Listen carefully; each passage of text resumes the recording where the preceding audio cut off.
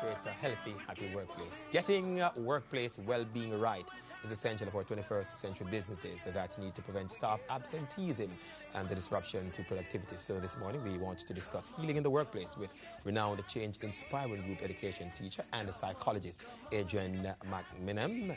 And we say good morning, sir. Welcome to the show. How are you? How are you doing? I'm doing good. Let's talk first of all about your overall mission in Jamaica. We know what your specialty is, of course, but why did you see fit to visit Jamaica? Well, I was in communication with a modelling agency, Face Impressions, and with a number of other companies, and it looked like it'd be a great place to be. I've just come from Belize, where I was working with the Chamber of Commerce, the Ministry of Health, the Police Department, and a number of other organisations, and I hadn't been to Jamaica, and I thought, here's a good chance. And it's not every day that a modelling agency says, we want you. So what exactly are you here to do? Well, I'm working with Kanisha Mitchell, and we're going to try and help her models. And, you know, you'd always think that models are always going to be happy and life is going to be going well. But actually, it's surprising. If you look at the research, there's a number of models committed suicide and not as happy as we would expect they would be. And so I'm here to try and teach them a number of techniques. You were talking about stomach in the previous section, and so that's exactly what we're going to be doing.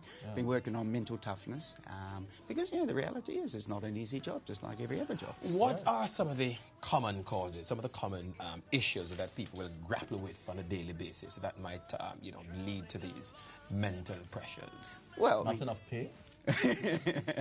Sadly, there's no correlation between the amount of money you make and happiness. So there isn't. We were talking about it this morning. Be happy with what you have. Be happy with what you have. Well, there was a study done with, according to Forbes, the 50 of wealthiest people in America, and what we found was no correlation and between wealth and happiness. Why? Well, one of the men said quite blatantly, "I can't remember a single day of being happy." And then a woman who says, all the money in the world is great, but the reality is, my kid has a medical problem. Money's not going to solve that. But to go to your question, one of the problems is people talk about things like stress as if it exists. And I'm sure every day you hear people talk about it. But, the reality is there is no such thing as stress. There isn't? No. What is there? What it basically comes down to, and it's something that men in particular don't find particularly nice to hear when they first hear this, is the reality is all we're doing is we're experiencing fear. We are worried about the ramifications of what's going on. But isn't that then the explanation of stress? Isn't that then stress? You're no. worried about it. It's like, let's imagine you have a green room, but it's actually yellow. Would you want to call the green room the yellow room, or the yellow room the green room? The reality is, well, what are we talking about? We're talking about when people say they're stressed out, they blame things outside of them. The boss, the job, the weather, the traffic, the husband, the wife, etc. But where does stress come from? But are those genuine concerns? Sorry? How do you divorce your mind from a nagging wife, an overbearing boss, traffic, whatever? You can't divorce your mind from these realities, and then because you always can't control them, isn't it obvious that it will stress you out? You can't control everything in life, clearly, but you can control your mind.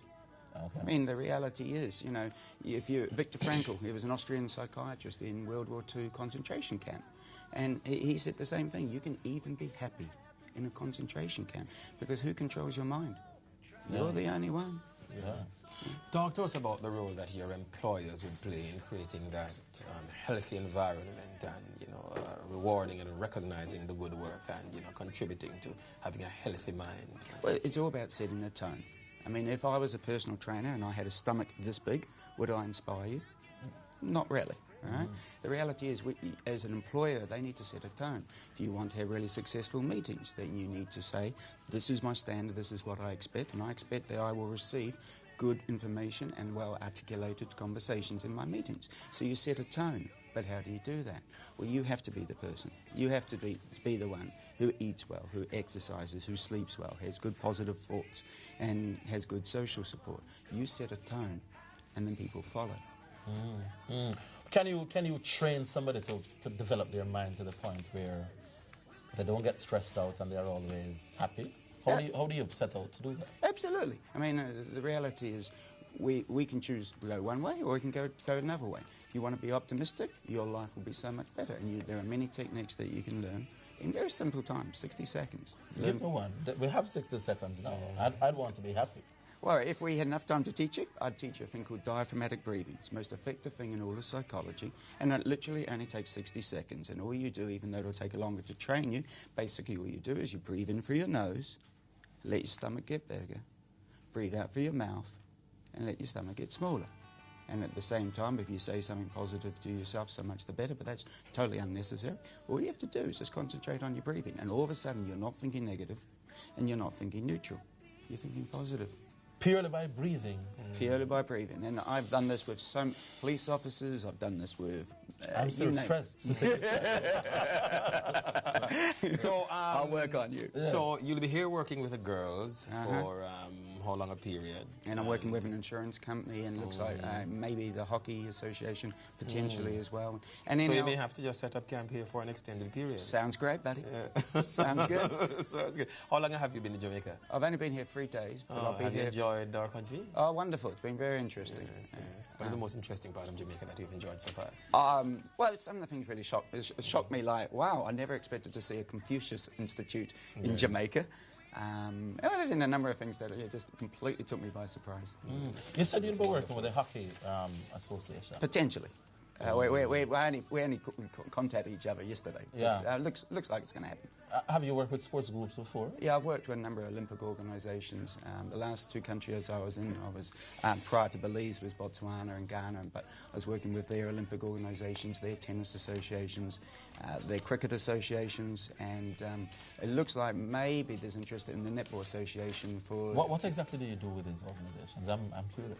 Well, basically, I try and improve their performance. So we work at the top people to make them better role models. We teach the people in middle management or lower a whole lot of techniques to handle life better, and it really just depends on the demands of the person. I mean, with Olympic athletes, it's all about setting goals, knowing how to do those properly, because you'd be amazed, most athletes really don't know how to set goals. And you can teach them simple little things, and all of a sudden their performances get much, much better. Yeah. Dr. McInman, Adrian McInman, I want to thank you much for joining us this morning. It's a pleasure. Inspiring talk that we had with you. Thanks much for sharing all the thoughts this morning. All right, when we come back, we have some tickets to give away for Sumfest. In fact, we're going to take some calls as well, 29695483 and the 9315483. Plus, we'll have a chat with, Ninja Man is going to be here along with Loyal Flames as well. So that and more straight ahead. I've been working on